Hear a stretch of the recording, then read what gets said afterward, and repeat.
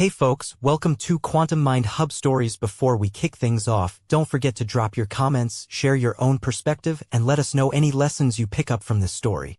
Be sure to like this video and subscribe to the channel so you won't miss any future tales. Now, let's jump right in. Damien sits in his office, staring out the floor-to-ceiling windows.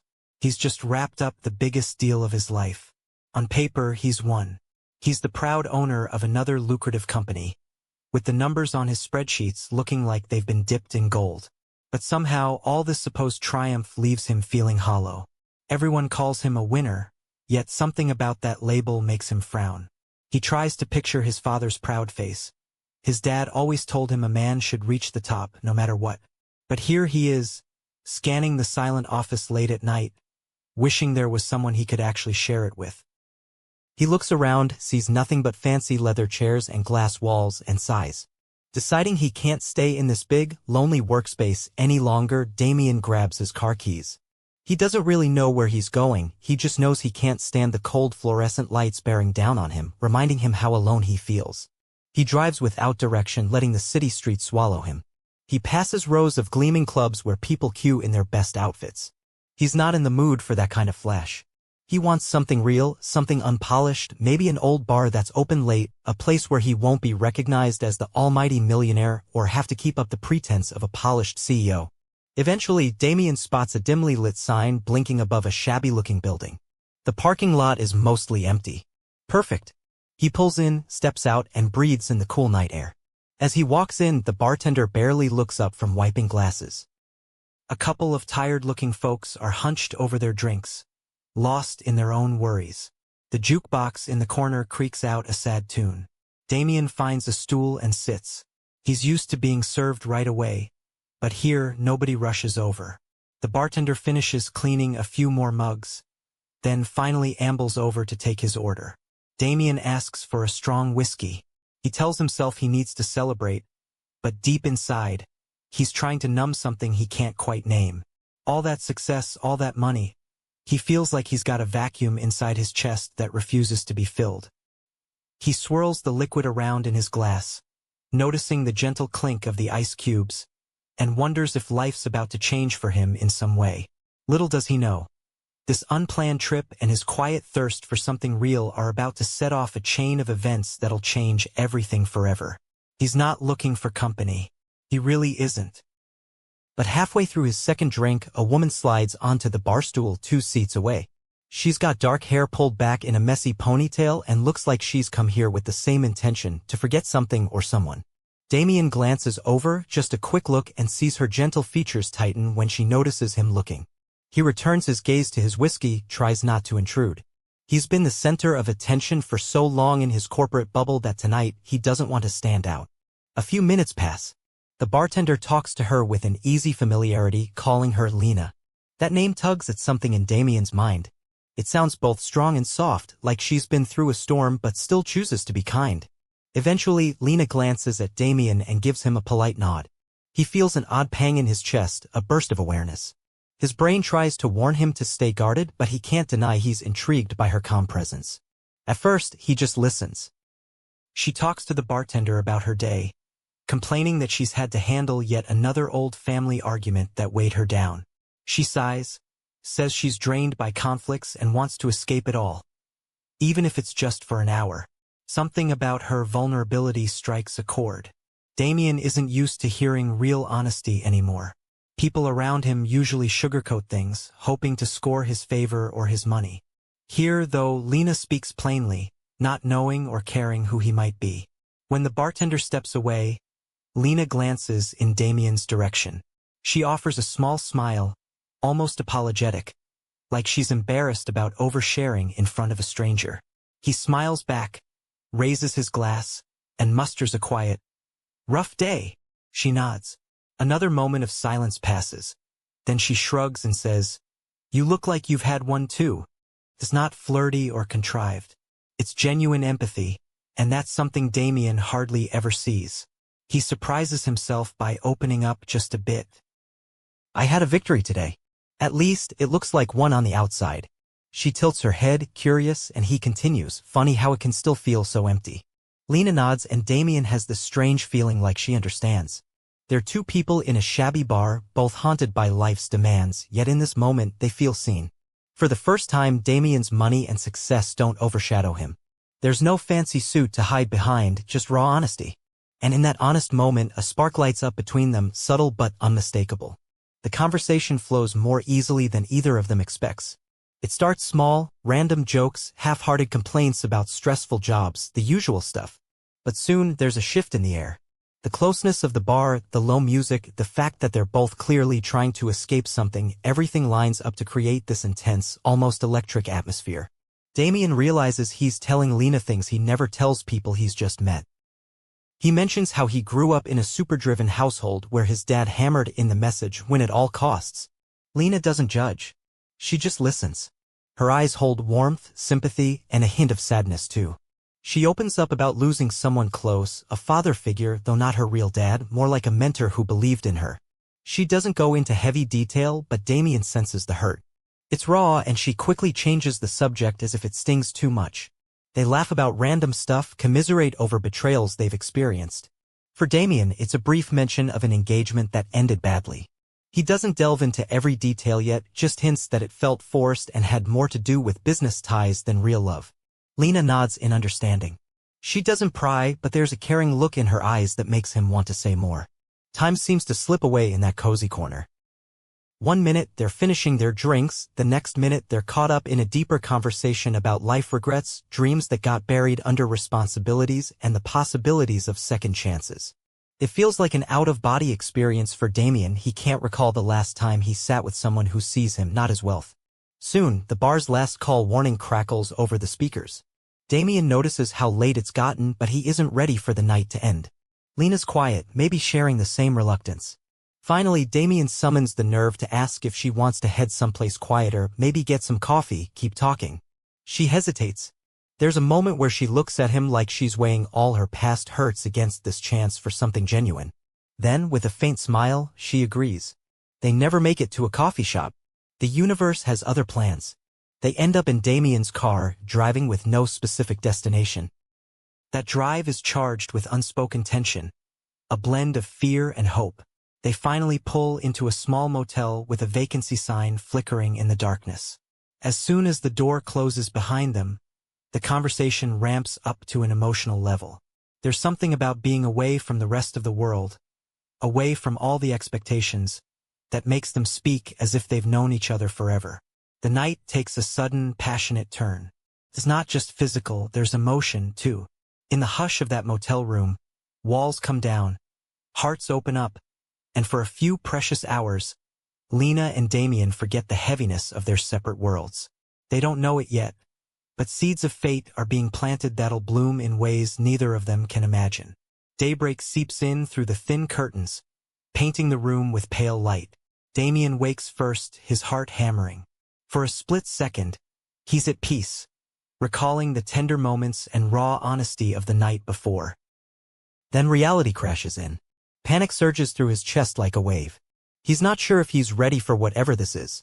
He's lived his entire adult life by certain rules: commit to big deals, guard your image, stay in control.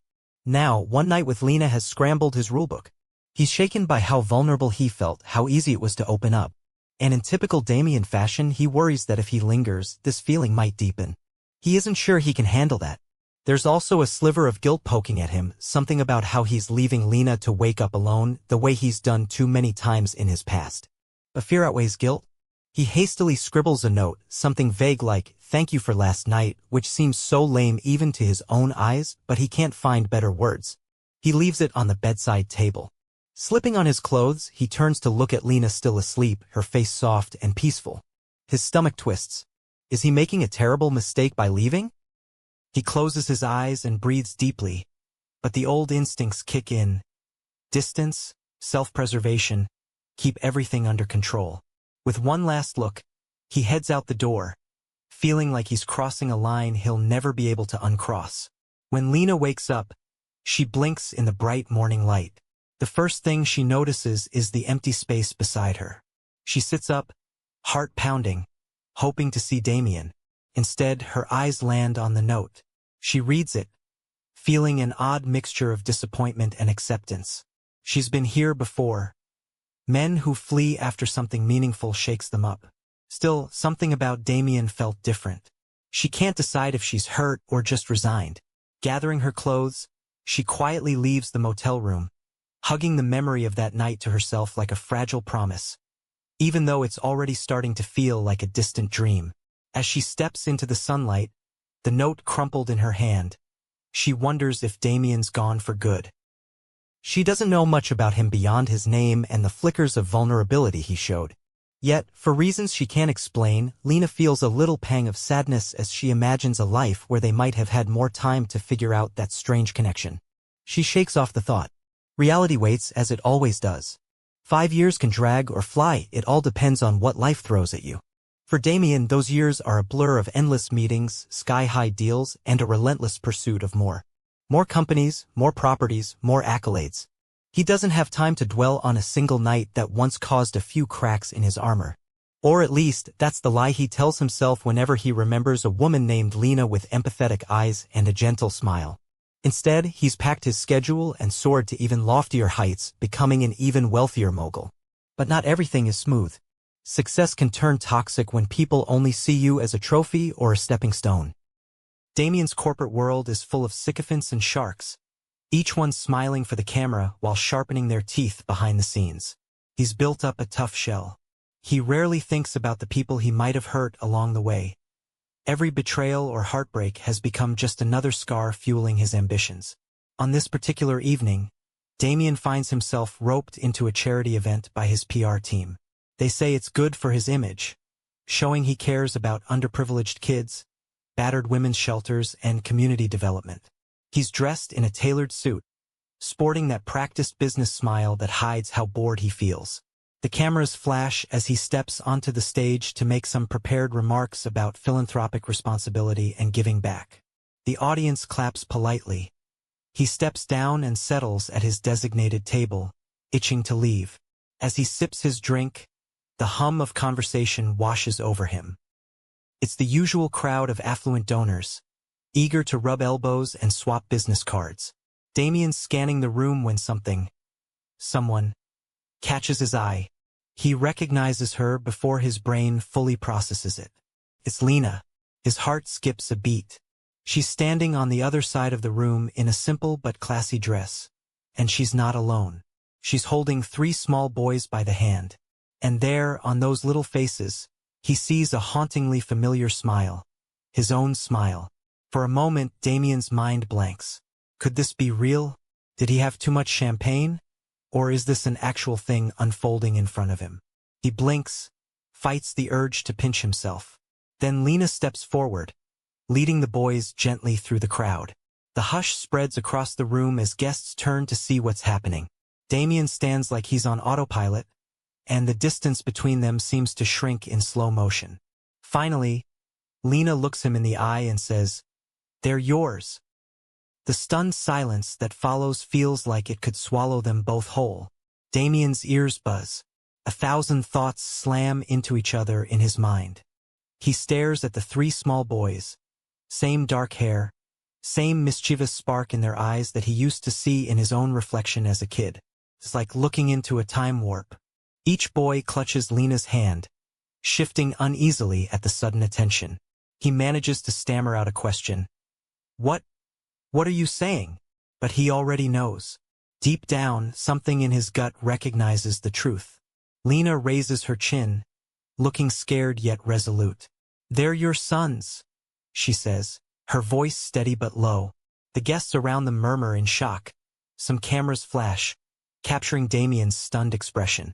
One of the boys, clearly braver than his brothers, steps forward and peeks up at Damien. "Are you our daddy?" he asks in a small voice that tears straight through Damien's chest. He can't even speak. He just kneels down, leveling with the child's eyes. The boy tilts his head, waiting for an answer. Lena's hand trembles, either from fear or adrenaline. Damien's own confusion knots around him. Part of him feels betrayed. Why didn't she tell him sooner? But a more overwhelming part is pure disbelief. A single night 5 years ago, and now there are 3 miniature versions of him standing right here? The moment is surreal, like it's been ripped from some soap opera. He can feel the judgmental stares of people around him. Charity event or not, gossip thrives in high society circles. But he finds himself ignoring them. His focus is pinned on Lena and those 3 boys who look so much like him that it's almost scary. Adrenaline surges in his veins. He wants to demand answers, but he also senses that these kids are spooked, taking in the crowd's hushed shock. Instead, he forces a smile for the boy in front, nods, and says, "Yes, yes, I am." The boy smiles back, a glow on his face, while Lena exhales with visible relief, like she was bracing for immediate denial. Damien stands, quietly signals to Lena, and she nods in understanding. They slip out a side door, leaving the swarm of curious onlookers behind. Once outside, the boys huddle close to their mother. Damien gently ushers them toward a quieter hallway, his mind still racing. He wants to scream, to shout, to celebrate, to demand explanations. But all he manages is a quiet, shaky breath. Lena's eyes glisten with emotion when she looks at him. "Damien," she says gently, "I didn't want to ambush you, but they asked me to bring them here. They wanted to see you." In that moment, Damien can't tell if he feels furious or grateful. Maybe both. All he knows is that his life just changed forever. The second they find a secluded corner, Damien's phone won't stop buzzing. Probably his PR team in a frenzy. He sets it to silent, focusing on the small, anxious faces watching him. He wants to be calm. He wants to handle this gracefully. But let's be real, he's freaking out inside. So he does what he can. He kneels again, so he's eye to eye with the boys, and manages to say, "Hi there, I'm Damien." It feels silly to introduce himself like this, but he's totally at a loss. One of the kids gives a quick wave. "Mom says you're a dad," he repeats, like he's still trying to make sense of it, too. Another boy clutches Lena's sleeve. Damien can see they're unsure whether to trust him. They've probably heard a few things about him, or maybe they've just seen him in the news looking stoic and unreachable. Then that fear in Damien's chest morphs into something else, an ache. He imagines these boys growing up without him. A sense of guilt gnaws at him, despite knowing he had no clue about them until now. He feels a sudden, frantic need to prove he won't run away. But how can he do that when he's always run from emotional attachments? He looks at Lena, standing quietly, her expression unreadable. He wants to demand, "Why didn't you tell me?" But the presence of the boys keeps him from exploding. Instead, he stands up slowly and gestures to a quieter hallway. "Let's talk somewhere else," he says gently. Lena nods, guiding the children ahead. Damien follows, still numb. Outside, the night air is cool, a stark contrast to the hot wave of emotions flooding him. The kids cling to Lena, and Damien forces himself to speak. We should talk about this. I didn't know. Lena, I swear, I had no idea." His tone wavers between shock and a hint of accusation. She meets his gaze, her voice hushed. "I never wanted your money," she says. "I saw how the media painted you, ruthless, cutthroat. I worried you wouldn't care or that you'd take them away. So I kept it to myself as long as I could. But they've been asking, Damien.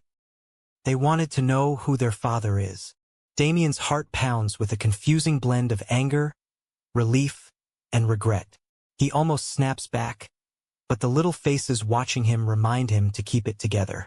He's never been so unsure of how to move forward. Damien insists they find a calmer spot to continue the conversation, away from prying eyes and paparazzi flashes.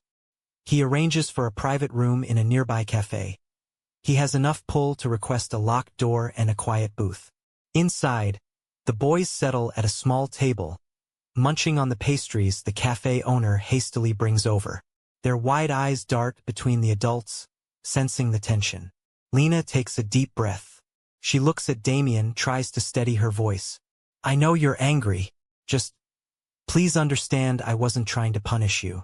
After that night, I woke up and you were gone. No call, no number, just that vague note.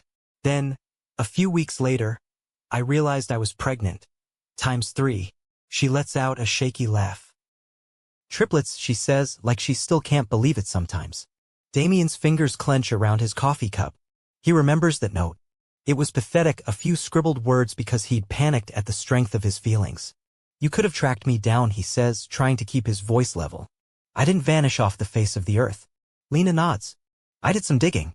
Found out exactly who you were." The media, the tabloids, they painted a very clear picture. Rich, ruthless, a man who doesn't hesitate to shut people out. It spooked me. I'd already lost so much. I didn't think you'd want a family. She sighs, tears brimming in her eyes. So I raised them on my own. I never told TH. We're some heartless monster though. I never put you down in front of them. I always said their dad was someone who might come around one day once he figured out his life. Lena's chin quivers, but she keeps going. I didn't want your money or your pity or a nasty custody fight. I just wanted peace for them. When they started asking more and more questions, I realized they deserved answers. Damien's anger dwindles into something else, regret, shame, maybe sadness. He rubs his temples. I was so messed up back then, he mutters, remembering how he'd run from any deep connection. But the immediate reality is bigger than regret. He has 3 boys who might need him. I don't even know how to be a dad, he confesses, voice cracking. Lena's expression softens. I don't expect you to know everything. I only expect you to try, she whispers. The boys watch from the other table, picking at their pastries. Damien notices how they keep glancing over, both curious and cautious. In his gut, a strange warmth mixes with the swirling fear. He finally looks back at Lena and says, okay, I'll try. In the days that follow, Damien feels like he's living 2 lives at once. There's the corporate titan world where he's negotiating high-stakes deals, stepping onto private jets, and navigating board meetings with a polished confidence. Then there's this brand-new, uncharted world where he's suddenly the father of 3 5-year-olds named Dylan, Derek, and Dean, each one with a distinct personality yet all sharing Damien's inquisitive eyes. He tries to keep everything separate. He arranges discreet meetups, still wary about the press discovering this bombshell news. But secrets never stay hidden in his circle. Whispers spread, did you hear Damien's got kids? Triplets, no less. His phone starts blowing up with calls from reporters wanting a big scoop, but he ignores them for now. The tabloids would have a field day with this. Meanwhile, he's meeting the boys in public parks at odd hours or picking them up from a side street near their small apartment, always with his cap pulled low. He feels clumsy, like he's stepping onto a stage without any rehearsal. He tries small talk. How was your day? Do you like school? Do you have favorite toys? But the kids often look at him like he's from another planet. Lena stands nearby, protective and watchful. She rarely criticizes him, but he can feel her tension. She isn't convinced he'll stick around. He can't blame her. His corporate world starts to clash with this fragile new reality. One afternoon, he's supposed to finalize a huge international contract, but he cancels last minute because Derek has a fever and Lena's car won't start. Damien drops everything to help, a gesture that surprises even him. Of course, the business sharks aren't pleased. They grumble that he's losing focus. He tries to shrug it off, but the pressure is mounting. Late at night, he stares at his ceiling, a million thoughts swirling. He imagines the father he wants to be, patient, kind, present. But can he keep up that effort while being the ruthless mogul everyone expects him to be at work? He's terrified that he'll fail both roles. Yet he also feels something new, a surge of protectiveness for Lena and the boys. It's a strange tug-of-war in his soul, and he's not sure which side will win. One restless night, Damien can't sleep. Memories surface, bits and pieces of a painful chapter he usually avoids. A few years before he met Lena, he was engaged to a woman named Celeste. The union was more of a business arrangement, orchestrated by both families to merge their financial empires. At first, he went along, believing it was expected of him. But the closer he got to the wedding, the more he felt like a prisoner of his own life. In the flashback, he sees himself pacing in a lavish penthouse suite, wearing a custom tuxedo for his engagement party. Celeste stands across the room, radiant in a designer gown, but her eyes are cold.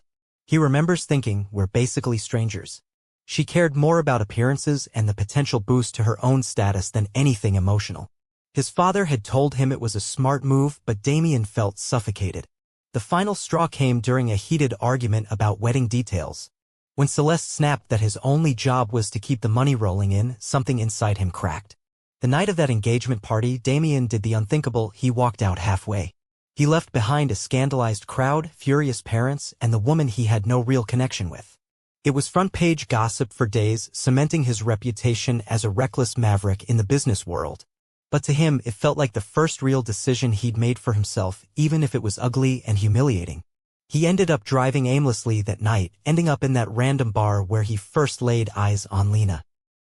Now, lying in bed, he realizes how that broken engagement had triggered the chain of events leading to that one unforgettable night. He recalls how messed up his head was, filled with anger, disappointment, and a desperate craving for something real. That's exactly what he found with Lena, raw honesty, no pretense, no strings. And ironically, that's what he ran from the next morning. As the memory fades, Damien sits up, heart pounding. He can't deny it anymore. Lena was the one person who gave him a glimpse of something deeper. He had been too scared to handle it. Now, with 3 kids in the equation, he's forced to revisit all that fear and try to make something right out of the mess he left behind. A week after the charity event, Damien arranges an official family meeting at Lena's modest home. She's hesitant. She doesn't want the kids thinking this is some permanent arrangement if Damien's just going to vanish again. But she knows it's time for the boys to see him in their own environment, not just random cafes or crowded parks. Damien arrives with a mix of dread and determination swirling in his gut. The place is small but cozy. The walls are adorned with finger-painted masterpieces, photos of Lena and the boys at various stages. Toddlers smashing cake, first days of preschool, that sort of thing. Damien notices the absence of any adult figure in those photos, and his chest tightens at what he missed. When the boys finally step forward to greet him, they're shy. Dylan fidgets with the hem of his shirt. Derek clutches a stuffed dinosaur. Dean hides behind Lena's leg. Damien kneels down, tries to remember how he felt around kids when he was younger. "I brought you guys something," he says, holding out small toy cars, each a different color. The triplets perk up. At least they're curious. They cautiously take the gifts, mumble thank yous, and scurry off to test them out on the living room floor. Damien tries not to let the awkwardness get to him. He glances at Lena, who stands in the corner, arms crossed but not hostile. "They're just nervous," she says. "They've never really had a father figure around." There's a pang in her voice, maybe regret, maybe a touch of bitterness. Damien nods. He's about to apologize again, but she gives him a look that says, "I've heard it, but show me with actions." Over the next hour, Damien does his best. He watches the boys race their little toy cars, eventually joins them, awkward at first. But soon he's laughing along with them, offering silly sound effects as he drives his toy across the carpet. To his surprise, Lena smiles. A small, genuine smile that sparks a fragile hope in him. Maybe he can fit into this picture if he's patient and persistent. When he leaves that day, there are no grand pronouncements. Just a quiet promise to come back soon. Lena nods, not fully trusting him yet, but she doesn't shut him out. The boys wave goodbye at the doorway and something swells in Damien's chest, an emotion that feels a lot like longing. He's still scared, but for the first time he also feels something new, a faint but real sense of belonging. Life doesn't pause just because Damien's personal world is in chaos. The boardroom at his company is buzzing with tension. Rumors about Damien's surprise children have reached the higher-ups. Some shareholders worry about negative press. Others see a PR opportunity, maybe spin the story of a high-powered exec stepping up as a responsible dad. Damien hates how they discuss his kids like they're just another strategic move. In a heated meeting, the CFO demands clarification. "Is it true you have 3 children from some previous relationship?" Damien glares at him. "Yes. They're my sons." "Now, what's that got to do with quarterly profits?" The CFO exchanges knowing looks with the others. "Well, sir, your personal decisions can affect the company's image, stock prices, everything. We need a solid plan on how to handle this." Damien's anger flares. He used to be the type to keep personal matters locked away, but now, the idea of them poking and prodding into his family life makes his blood boil. "My private life isn't up for discussion here," he snaps. But the board members press on. They talk about possible headlines, how it might derail investor confidence. One even suggests that Damien stage a photo op with the kids to humanize his reputation. He stands up abruptly, hands on the table. "We're done here," he says, storming out. The room is left in awkward silence. He knows he can't run from the press forever, but the thought of using his kids for a corporate narrative makes his stomach turn. Later that day, in the privacy of his office, his phone lights up with a barrage of missed calls. Tabloid writers, business magazines, even morning talk shows want interviews. He declines them all. The only call he bothers to answer is from Lena. She says the kids found a tabloid story about their mysterious millionaire dad, complete with photographs. They're asking questions, worried about the crowds of cameras that appeared at their doorstep. Furious at how quickly the media is invading their lives, Damien promises to take care of it. But how? He's been a master at controlling narratives when it's about business acquisitions or corporate takeovers. This time, it's about three little boys who he's just gotten to know. As he stares at the city skyline, tension knots in his shoulders. He knows that any misstep could shatter the fragile trust he's building with Lena and the boys. And for once, that matters more to him than any shareholder meeting or market share. Determined not to let outside pressures ruin the chance to be a dad, Damien asks Lena if he can take the boys out for a Saturday afternoon. She hesitates. She's concerned about paparazzi. But Damien arranges for a small private park owned by a friend, usually off-limits to the public. It's a quiet, gated space with a playground and a pond. Lena agrees, so Damien picks them up in his SUV, trying to stay under the radar. The triplets explode with excitement when they see the slides and swings. Damien attempts to be hands-on, pushing them on the swings, helping them climb the monkey bars. He's not exactly a natural. He fumbles when Dylan nearly flips off a slide, and he panics trying to corral Derek when he runs toward the pond.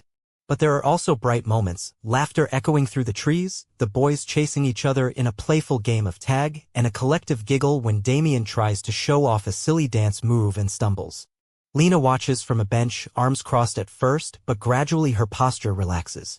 She lets herself smile, seeing Damien's genuine effort.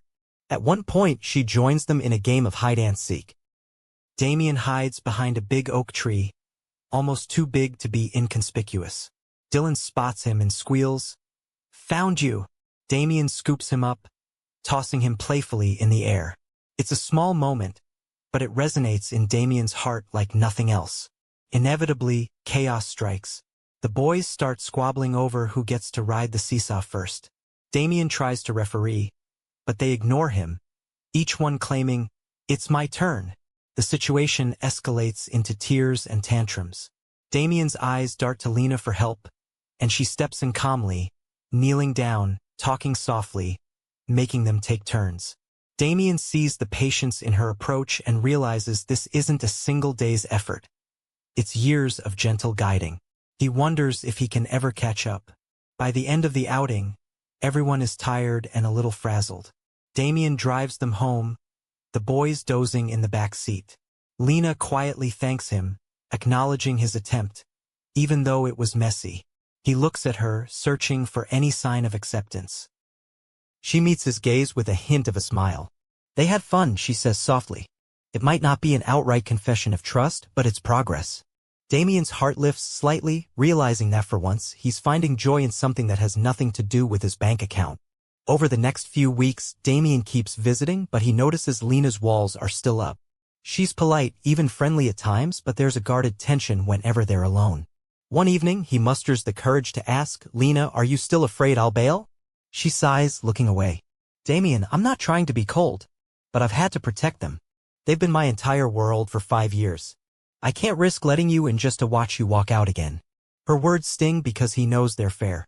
He tells her he understands that he's not that guy anymore, but part of him worries he's still the same flight risk at heart. He tries to reassure her by dropping hints about future plans, like taking the kids on a weekend trip or introducing them to some new hobbies. But Lena never fully commits to these ideas, always ending with something like, "We'll see how it goes." One day, while the boys are at preschool, Lena sits in her living room, flipping through her finances. Damien notices her tense expression. He offers to help with some expenses, nothing huge, just some relief. But Lena firmly declines. "I've been taking care of things just fine," she says. "I don't want to owe you anything or feel like you're entitled to them just because you throw money at us." Damien's chest tightens. He wants to protest, but he respects her boundaries. She's proud and has every right to be. In a quieter moment, when the tension isn't so high, she tells Damien about the hardships she faced raising 3 kids on her own. The sleepless nights, the medical bills, the endless juggling of part-time jobs. She had help from friends and neighbors sometimes, but it was never easy. Damien listens, feeling a mix of admiration and guilt. He can't believe she managed everything while he was off making million-dollar deals without a clue. Despite her guard, there are glimpses of warmth. Sometimes she catches Damien playing with the boys so earnestly or telling them silly stories about imaginary superheroes, and she softens. He notices her looking at him with a hint of longing, like a part of her wants to believe in him again. But then her face closes off as if she remembers all the reasons she can't afford to trust him fully. Damien reminds himself it'll take time he's never bothered investing in anything but his career. But for once he feels a sense of purpose in trying. If there's one thing Damien's learned, it's that the media feeds on any whiff of scandal. As soon as news leaked about his triplets, the tabloids churned out every possible angle. Some call him a deadbeat dad, some spin it as a heartwarming, long-lost family narrative. His PR team urges him to craft a slick press statement, maybe do a controlled interview. Damien refuses. He hates the idea of parading his kids in front of cameras just to salvage his image. Meanwhile, the corporate side of his life is a pressure cooker. Investors want assurance he's still dedicated to the company. Executives push for positive family press to boost public goodwill. They shove bright ideas down his throat, take the kids to a theme park and let photographers snap some cute pictures. Have a family dinner in a fancy restaurant with the paparazzi outside. The mere thought makes him sick. But he also can't pretend this situation doesn't exist. He's stuck between pleasing the board and protecting his newfound connection with Lena and the boys. One afternoon, an ambitious PR associate corners him in the hallway. Damien, the company's stock took a small dip. We can fix this if you just let us do a short feature article about your journey into fatherhood. Damien's temper flares. My journey into fatherhood isn't a product to sell, he snaps. The associate backs off, looking startled. Damien leaves them standing there, heart pounding with a mix of anger and anxiety. That evening, he visits Lena's place, determined to keep the intrusion of media away from her doorstep. But she's already fending off a couple of photographers parked on the street. She's furious, telling them to leave her property. Damien quickly ushers them away, threatening legal action if they don't back off. Once inside, Lena is trembling with anger. We can't live like this, she says, tears welling up. The boys are scared. They think bad people are after us. Damien's guilt burns. I'm so sorry, he says. I'll fix this. Lena shakes her head wearily. You keep saying that, but can you really protect them? Or are we stuck in your circus now? He doesn't have a good answer. All he can do is vow to handle it, even though he's not sure how. He's never had to safeguard anything as delicate as a family's privacy. He starts making calls, pulling every string he can to get the photographers to back off. Yet, he knows it's only a temporary fix. The real question is whether the world he's built is compatible with the family he's just discovered. Amid all the turmoil, Damien finds quiet moments that make the struggle worthwhile. One night, he visits Lena's home unannounced, carrying a bag of groceries. He says he just wants to cook dinner for them. Well, he's not much of a chef, but he can at least throw together some pasta and sauce. Lena eyes him warily but lets him in. The boys scramble around, excited by the prospect of a new game or story from their dad. Damien fumbles in the kitchen, boiling water, reading instructions on the pasta box, almost burning the sauce.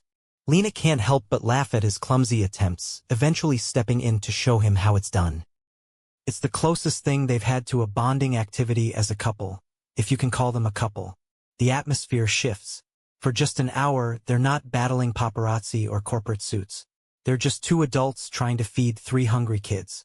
After dinner, Damien asks if he can read the boys a bedtime story. Lena hesitates but agrees. He sits on the edge of their small bunk bed, flipping through colorful pages of a story about a dinosaur who wants to be a superhero. The boys listen intently, occasionally interrupting with giggles or questions. Damien changes his voice for different characters, prompting loud laughter that echoes through the apartment. Lena lingers in the hallway, listening silently, her arms folded. But there's a softness in her gaze that wasn't there before. Once the kids are tucked in, Damien steps out, feeling strangely content. Lena meets him in the hallway, her expression a mix of gratitude and lingering caution. They like having you around, she admits quietly. Damien's heartbeat quickens. I like being around, he replies, stuffing his hands into his pockets to calm the nerves. I never knew I could feel this way. They stand there for a moment, the air thick with unspoken words. He wants to hold her, to apologize again, to promise he'll never leave. But he knows trust isn't built overnight. Lena clears her throat, tries to mask her emotions. Thank you for tonight, she says. Damien ODs his chest tight. In that small corridor, under the dim light, he feels a shift. Like the glacier of her doubt is starting to melt, just a bit. He doesn't want to mess it up. He wants this fragile progress to grow. As the weeks pass, Damien visits more frequently. There's progress, but also undercurrents of tension. One evening, he and Lena sit down to dinner after the boys are asleep. He's exhausted from a brutal day at work. Another crisis at the company. More demands from the board. Lena senses he's on edge. "Long day?" she asks, setting down 2 mugs of tea. He nods. "You have no idea." He almost leaves it at that, but something about her quiet presence draws him out. He starts venting about the pressure, how the board wants him to parade the kids for good PR, how he's fighting them at every turn. Lena listens, her expression turning stormy. "That's exactly why I never told you," she finally says. "I was scared they'd just be pawns in your big corporate world." Damien winces. He defends himself. "I'm not that person anymore. I'm trying to shield them." But Lena doesn't let him off easy. "Then why did you leave that morning?" she blurts out, her voice trembling with leftover hurt. "You were so open, so real, and then you just vanished. Do you know how much that messed with my head?" He exhales heavily, guilt washing over him. "I was scared. I'd just broken off an engagement that wasn't based on love. I felt lost. But what happened with you? It was genuine, and that terrified me more than any business deal. So I ran." Silence stretches. Lena's eyes glisten with old wounds. She murmurs, "I thought so. I thought maybe you found out who I was. Just a small-town girl with no big connections. And decided I wasn't worth it." Damien shakes his head vehemently. "No, never. It wasn't about you. It was about me being too much of a coward." The air is thick with pain, but also a strange sense of relief. At least they're finally airing it out. Damien reaches for her hand. She lets him, though her grip is tentative. "I'm sorry," he says, looking her straight in the eye. "I'm sorry for leaving you alone in that room, and I'm sorry for all the years you raised our kids by yourself." Tears brim in Lena's eyes. She nods slowly. They don't fix everything that night, but it's a raw confrontation that needed to happen. They're done dancing around the elephant in the room. Now maybe they can start truly moving forward. The next challenge arrives sooner than expected. Late one night, Lena calls Damien, her voice strained. "All 3 of them are sick," she says in a panic. "They won't stop coughing, and Dylan's fever is really high." Without hesitating, Damien rushes over. By the time he arrives, the boys are wrapped in blankets, eyes droopy, cheeks flushed with fever. Lena looks overwhelmed, pacing the living room. Damien scoops up Dylan, checking his temperature with shaking hands. The toddler moans softly, burying his face into Damien's shoulder. Damien's heart clenches. He's never felt more protective in his life. He helps Lena give them medicine, then sits on the couch with Derek and Dean, reading them a calm story to distract them from their coughs. Derek ends up falling asleep on his lap, drool seeping into Damien's expensive shirt, but he couldn't care less. At some point in the night, Lena slips into the kitchen to make some soup. Damien follows, noticing the exhaustion etched into her face. Without a word, he wraps an arm around her shoulders, offering silent support. She doesn't pull away. In that moment, he sees a woman who has been a pillar for these kids, running on sheer willpower. He also realizes this is one of those times she used to handle alone, no matter how drained she felt. They work as a team through the night, dabbing foreheads, offering sips of water, soothing tears. The hours pass in a blur of worried checks on their temperatures and wiping runny noses. By dawn, the boys are finally resting a bit more peacefully. Damien finds Lena dozing off in the armchair. He gently covers her with a blanket, then sits on the floor by the couch, letting Derek keep using his lap as a pillow. Sunlight filters through the windows, revealing the chaos of tissues and cups of water scattered around, but also illuminating the tender scene. A makeshift family banding together in a crisis. At one point, Lena stirs awake, blinking in the soft light. She notices Damien's head tilted back, eyes closed, absolutely spent. She stands, carefully places a hand on his shoulder. He jolts awake, meets her gaze. No words are exchanged, but in that silent moment, it's clear that something has shifted between them. Compassion, trust, and a shared desire to protect those kids have brought them closer than ever. Once the boys recover, things settle into a new rhythm. Damien starts dropping by more often, sometimes without a formal invitation. He'll bring groceries, help with bedtime, even fix a broken cabinet hinge or two. Lena observes quietly. She's still cautious, but she can't deny he's stepping up. However, the outside world's demands haven't vanished.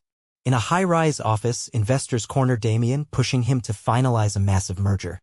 They hint that the media scandal around his secret kids has cooled, but they worry he's losing focus. Damien tries to juggle both worlds, but it's exhausting.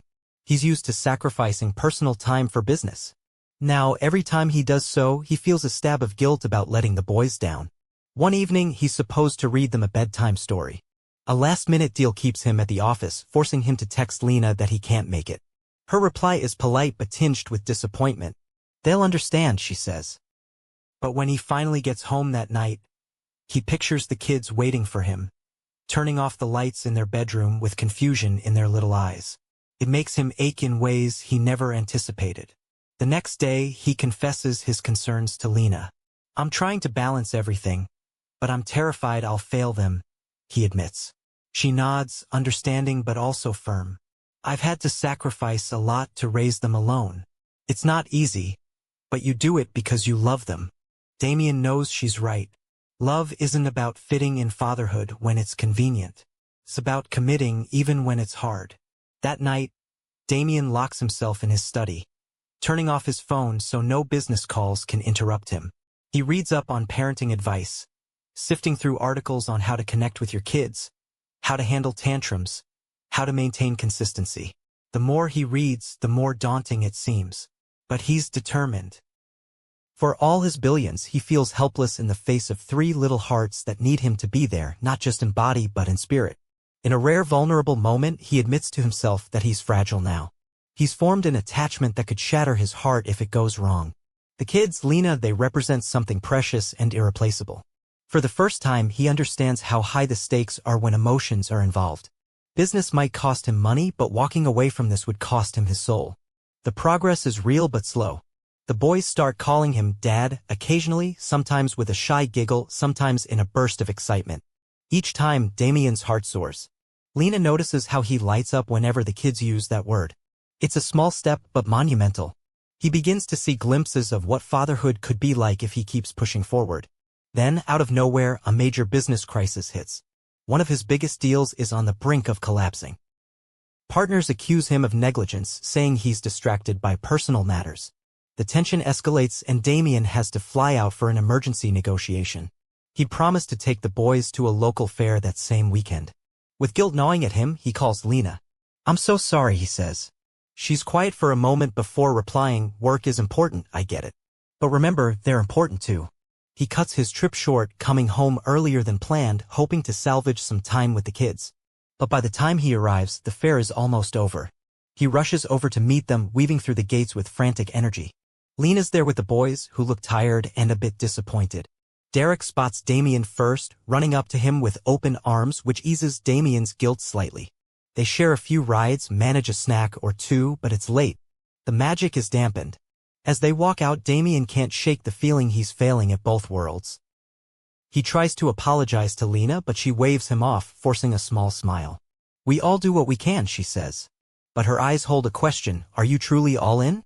That night, as Damien tucks the kids into bed, he notices Derek's face is pinched. "It's okay, Dad," the child mumbles, but Damien can tell it's not. He sits by the bed, gently smoothing back Derek's hair, promising to be there next time. But in the hallway, the weight of that promise clings to him. He's not sure how he can juggle everything without letting someone down. One step forward, two steps back, that's how it feels. Yet, despite the setbacks, he clings to the hope that each small victory matters. He's determined not to be the man who runs away again. Just when Damien thinks he's getting a handle on things, a bomb drops in the corporate world. The deal he tried to salvage falls apart and the partner company sues him for breach of contract. It's a massive scandal, threatening to unravel years of carefully built alliances. The media pounces on it, millionaire mogul loses grip, they headline. Suddenly, the shiny veneer of his business empire starts cracking. Board members panic, their faith in Damien wavers. Investors pull out, the stock value nosedives, and everyone's pointing fingers at the top. Damien is pulled into crisis meetings around the clock. He tries to keep Lena updated, but she notices the strain in his voice each time they talk. Meanwhile, the kids sense something's off too. They ask why he looks so tired or stressed. He can't bring himself to explain all the grown-up drama. During one particularly nasty meeting, some board members suggest that Damien step down temporarily as CEO to save the company's reputation. He's furious but also cornered. They question his commitment, citing his newly discovered fatherhood as a distraction. He storms out of the conference room, seething at how they're using the kids as ammunition. That same evening, Lena calls. She's anxious because reporters have shown up at the kids' school. Teachers complained that photographers were lurking around, trying to snap pictures of the triplets. Lena's voice trembles with worry. "This has gone too far," she says. Damien's chest tightens. He realizes that even if he solves his corporate crisis, the fallout is contaminating the kids' lives. He rushes to Lena's apartment, ignoring countless missed calls from the office. This is more important. When he arrives, Lena's holding Dean, who's crying softly because some classmate teased him about being the kid of a scandalous billionaire. Damien feels rage bubble up inside him, but he knows flipping out won't fix anything. Instead, he gently comforts Dean, promising that he's safe, that everything will be fine. In that moment, the reality slams him full force. He can't keep straddling these two worlds in the same old way. Either he steps up for his family or retreats back into the corporate fortress, letting them handle the chaos alone. And for the first time, he's terrified of losing them if he doesn't act quickly. Damien spends a sleepless night pacing in his penthouse, thinking about the board's demand that he step down. If he fights them, it'll be a grueling legal battle and the media frenzy will only escalate. If he steps down voluntarily, it's like giving up everything he's worked for since he was a teenager. Yet, in the glow of the city lights, all he can picture are 3 small boys, sleeping in their bunk beds, trusting he'll protect them. The next morning, he walks into the boardroom with an air of resolve. The members are seated around the long table, whispering amongst themselves. Damien calmly places a formal letter of resignation in front of them. Gasps and murmurs ripple through the group. One board member blurts, "You're really stepping down?" Damien nods, his tone steady. "I won't let this crisis drag on and jeopardize everything we've built. And I won't sacrifice my family for a PR campaign." He stands there, waiting for the backlash. Sure enough, a few protest, stating he shouldn't give up his position so easily. Others look relieved, maybe they wanted him gone to seize more power for themselves. Damien doesn't care anymore. He's made his choice. He's been living someone else's script for too long. Word spreads like wildfire. Some media outlets paint him as a fallen giant who couldn't handle the heat. Others see it as a noble move, prioritizing family over business. Damien doesn't bother reading too many headlines. He's too busy checking in on Lena and the boys, reassuring them that they no longer have to worry about relentless paparazzi in the same way. That afternoon, he visits Lena's apartment. She's heard the news and her eyes hold a mix of surprise and concern. "So, that's it? You're not the CEO anymore." Damien nods, bracing for her reaction. She steps closer, searching his face. "You gave up your entire empire?" He shakes his head. "I gave up a position. I still have investments, properties. But that title was strangling me." He swallows hard. "I did it because I'm tired of letting this family get hurt by my business life. It's not worth it." Lena exhales, tears glistening in her eyes. "Damien," she starts, then pauses, not sure how to express the flood of emotions. Maybe she's relieved, maybe she's scared for his future. He gently takes her hand. "I'm not leaving you again," he whispers, voice thick with sincerity. "I'd rather build something real with all of you than live in that corporate cage alone." Free from his CEO duties, Damien experiences a strange sense of relief. He still owns a major stake in the company, but day-to-day leadership is handed over to an interim figurehead. Suddenly, his calendar isn't dictated by constant board meetings or global travel. He wonders if he'll regret this move in the long run, but he can't deny how much lighter he feels. Of course, the corporate world doesn't let go that easily. Legal dramas and financial entanglements keep popping up. One morning, Damien is called into a meeting with his former partners who practically beg him to reconsider. They're worried about investor confidence, brand image, and a slew of other crises. Damien listens quietly, then states firmly, "I won't come back under your conditions. My family comes first now." The partners threaten to push him out entirely or buy out his shares. Damien just shrugs. He's ready to fight if he has to, not for personal gain but to stand by his choice. Meanwhile, Lena sees a new side of him. He's more available, picking the boys up from school, helping with groceries, reading bedtime stories without rushing off. The kids giggle when he attempts to cook or tries to fix things around the apartment, messing up hilariously before figuring it out.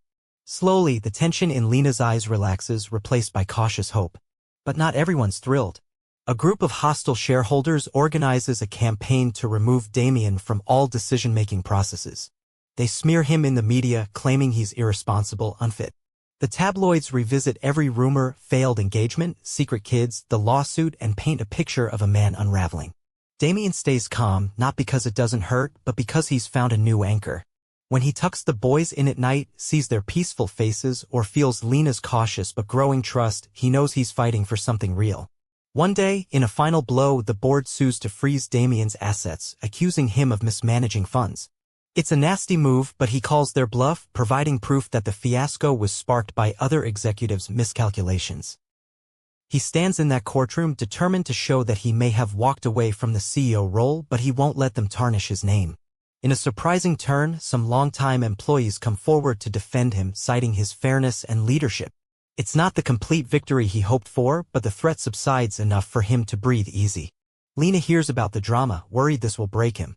Instead, he assures her, "I'm done sacrificing relationships for corporate wars.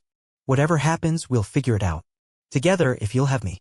She looks at him with eyes full of gratitude, seeing the genuine shift. For once in his life, Damien is fighting not for profits, but for love and family.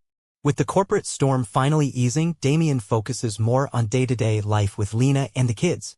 He's shocked by how much normalcy he missed all these years. Simple things like grocery shopping, standing in line at the pharmacy, or helping the boys learn their ABCs feel brand new and somehow rewarding. Lena watches him adapt, half in awe, half expecting him to snap back to his old ways. During a quiet weekend, Damien suggests a mini getaway, a trip to a nearby lake where they can fish, roast marshmallows, and let the kids run free.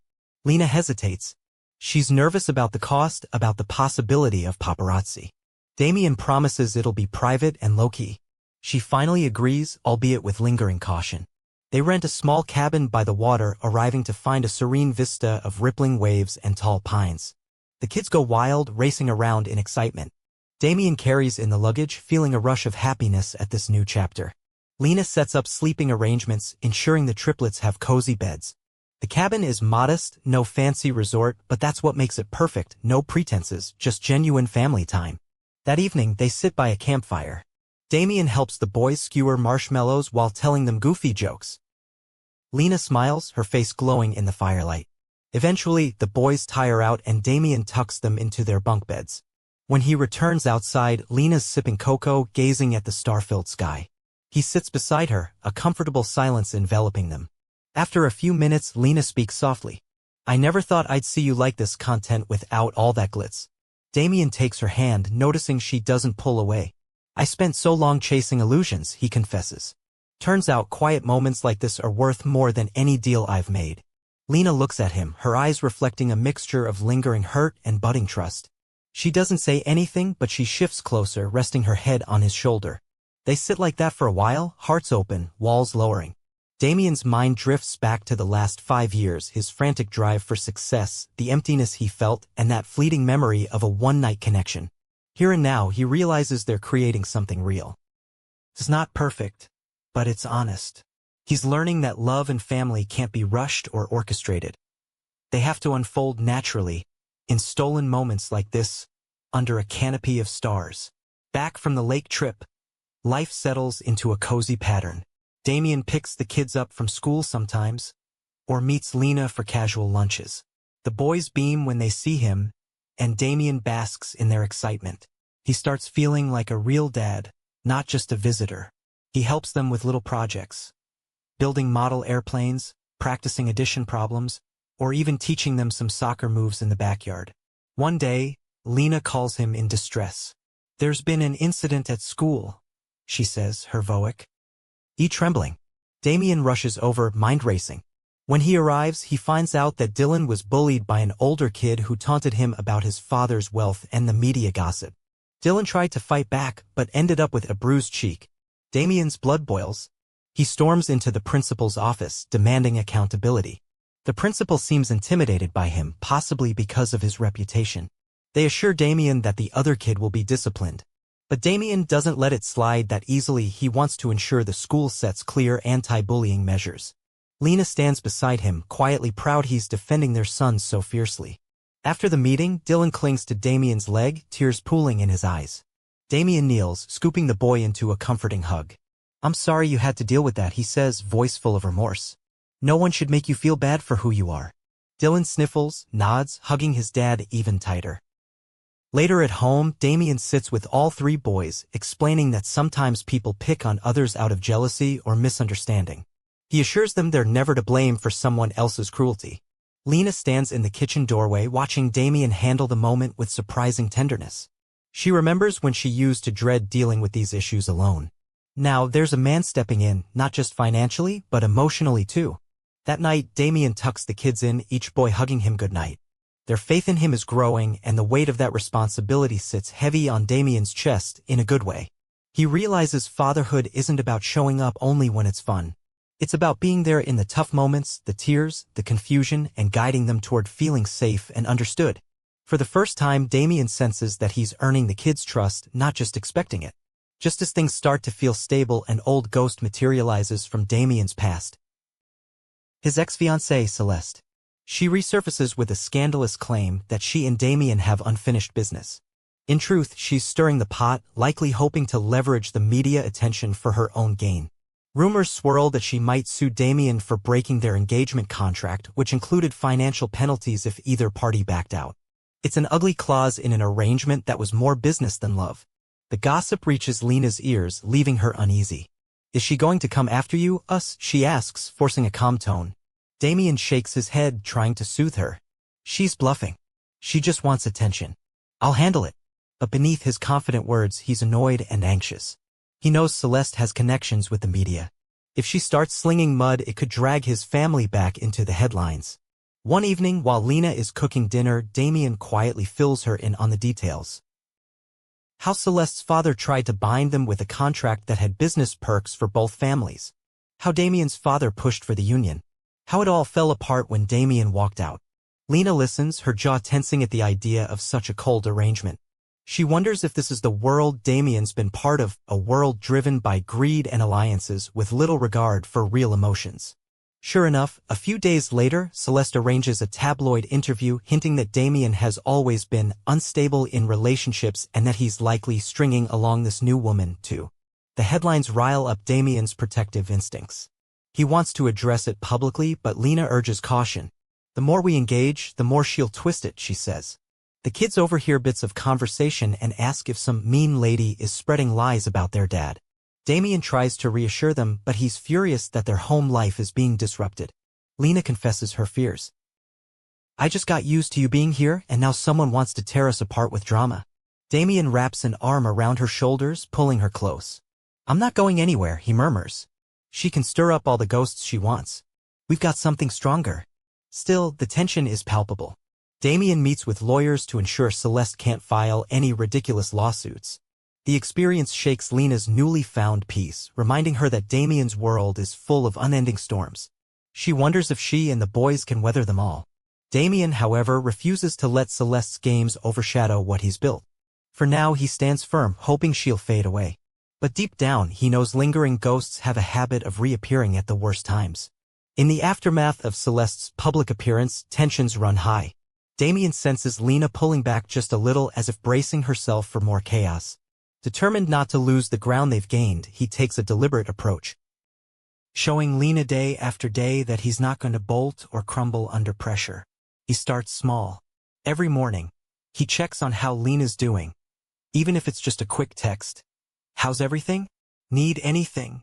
After work or whatever business errands he still handles, he heads straight to her place to spend time with the boys. If the paparazzi linger nearby, he calmly ushers them away or calls security. Lena doesn't ask him to do this. He does it because he wants her and the kids to feel safe. Slowly, Lena's guard lowers again. She opens up about her own fears, how she worries one day Damien will realize he misses that high-stakes corporate world and leave them behind. Damien admits he's not immune to that itch, but he assures her it's not the same as before. "I've got different priorities now," he says quietly. "And they're right here in this home." He tries to show her she's not just an afterthought by including her in his decisions. When an old business partner invites him to a charity gala, he asks if she'd like to join him, saying, "Only if you're comfortable. If not, I'll go alone or skip it." She decides to come, and they brace themselves for potential media frenzy. But surprisingly, the night goes smoothly. Damien keeps an arm around her, confidently introducing her to a few acquaintances. She sees firsthand that he's not ashamed of who he is with her. He's proud, even protective. Over the following weeks, their relationship blossoms in quieter ways. They take the kids to a local museum, marveling at dinosaur bones and ancient artifacts. Damien and Lena share laughter over the boys' wide-eyed curiosity, snap a few candid photos, and indulge in ice cream on the way home.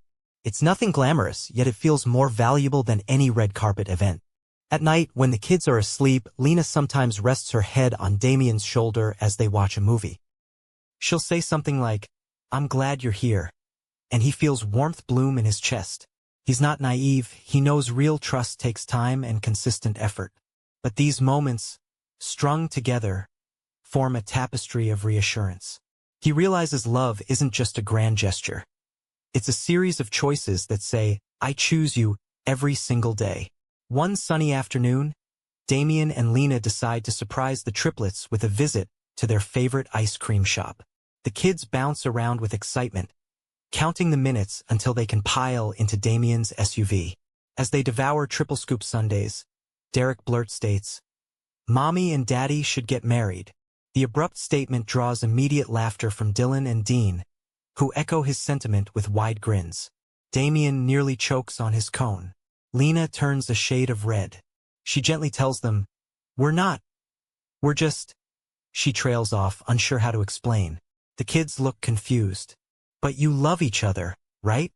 Dylan persists. Damien and Lena exchange a glance. They haven't labeled it openly, but it's clear the kids sense the bond growing between them. Later at home, Lena tries to address it with them more calmly. She explains that sometimes grown-ups take time to figure out big decisions. But the boys, in all their innocent honesty, ask, "Why? Don't you like Daddy enough?" Lena feels her heart twist. She glances at Damien, who's standing behind the couch, hands in his pockets, looking both embarrassed and deeply touched. That night, after the kids are asleep, Lena and Damien sit in the living room. He breaks the silence, voice soft. "They're just kids, but maybe they have a point. We do love each other, don't we?" Lena's eyes brim with emotion. "I'm scared," she admits. "I've only known heartbreak before, and I had to raise them alone for 5 years. It's hard to just jump into a full-blown marriage." Damien nods, taking her hand. "I understand. I'm scared too. But I also know I don't want to spend another day without this family." She squeezes his hand, tears slipping down her cheeks. "I do love you," she whispers, voice shaking. "And I'm finally starting to trust you." In that gentle confession, everything shifts. They don't rush into anything, no immediate wedding plans or picking out rings the very next day. But they acknowledge the possibility. It's a sweet, hopeful moment underscored by the kids' unwavering wish that their parents be together for real. Damien kisses Lena's forehead, pulling her into an embrace. The future is still uncertain, but they both feel it. A seed of true commitment has been planted, one that's beginning to bloom under the warmth of newfound love and mutual trust. In the weeks that follow, Damien orchestrates something special. He remembers how badly Lena's had to hustle her entire adult life, raising triplets alone, juggling jobs, carrying the weight of everything. So he plans a quiet evening at a cozy local spot near the lake where they once found solace. He arranges for a friend to watch the boys overnight, ensuring Lena can relax without interruptions. He picks her up, driving them to a small clearing by the water at sunset. They share a simple picnic, reminiscing about the tumultuous journey that led them here. A random bar encounter, a night of confessions, 5 years of separation, and an unexpected reunion that changed everything. As the sky fades into shades of pink and gold, Damien takes a deep breath and reaches into his pocket. He produces a small box. Lena's eyes widen, her breath catching. Damien's heart pounds as he flips it open, revealing a ring. It's not over-the-top flashy, but timeless and elegant. He takes her hand gently, voice trembling. "I know we've had a crazy ride, but I'm sure about this. I want you and the boys in my life forever. Will you marry me?" Tears spill down Lena's cheeks.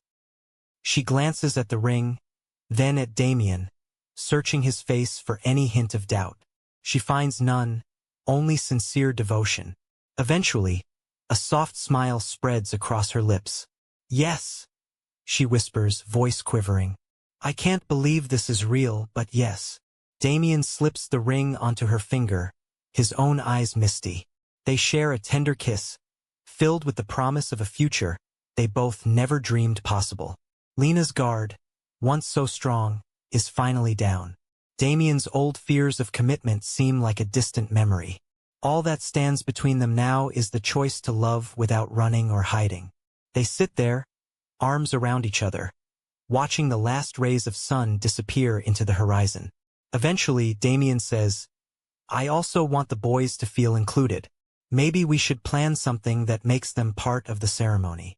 Lena nods enthusiastically, imagining the triplets in little suits, holding small bouquets or ring pillows. The idea makes her laugh with pure joy. In that moment, under the quiet sky, they both realize they've come full circle. The emptiness Damien once felt when sealing business deals has been replaced by a profound sense of peace. Lena, once abandoned and fearful, has found someone who's proven he'll stay. And both of them know the real victory in life isn't about profit margins or corporate takeovers, it's about choosing to love wholeheartedly even when it means risking everything. The wedding isn't a grand affair plastered on magazine covers. Instead, it's a small, intimate gathering at Lena's favorite garden, surrounded by close friends and family who truly care. There are no tabloids, no paparazzi pushing for shots. Damien used his connections to keep the event private, ensuring the day is theirs alone. Lena wears a simple but stunning white dress, her hair pinned back with delicate flowers. Damien, in a tailored suit, feels his heart race as he watches her walk down a short aisle. The triplets stand by, wearing miniature suits, each holding a small ring pillow. The ceremony is brief but poignant. Vows are exchanged, words that hold real meaning after all they've been through. Lena's voice trembles as she promises to trust Damien with her heart, vowing they'll face whatever comes next together. Damien, eyes shining, promises to be the man who stays, who protects and loves them all without hesitation. When the officiant pronounces them husband and wife, the boys cheer, and the small crowd erupts in applause. A few tears slide down Damien's face as he scoops each boy into a hug, calling them "my little men." Lena's smile is radiant as she joins in, forming a group embrace that cements them as a family. No media spectacle, no business maneuvers, just pure, heartfelt unity. The reception is a simple backyard barbecue, with laughter and music filling the air. Friends offer heartfelt toasts, acknowledging the roller coaster of a journey that led to this moment. Lena looks around at the people she loves, marveling at how one unexpected night changed her entire life. Damien catches her eye across the table, mouthing the words, "I love you." She smiles, her heart full. Later, as dusk settles, the family heads home to a small house they recently picked out together, nothing ostentatious, just a cozy place with enough yard space for the boys to run around. In the living room, the kids sprawl on a new rug, playing with toy cars. Damien and Lena collapse onto the couch, sharing a contented sigh. They exchange a look that says, "We did it. We're finally here." And that's where their story settles, not in a final fairy tale ending, but in a warm and honest beginning. A beginning filled with bedtime stories, family dinners, and the daily joys and struggles of being together. Because sometimes the real miracle isn't found in overnight fireworks, but in the slow, steady glow of a love that's chosen again and again.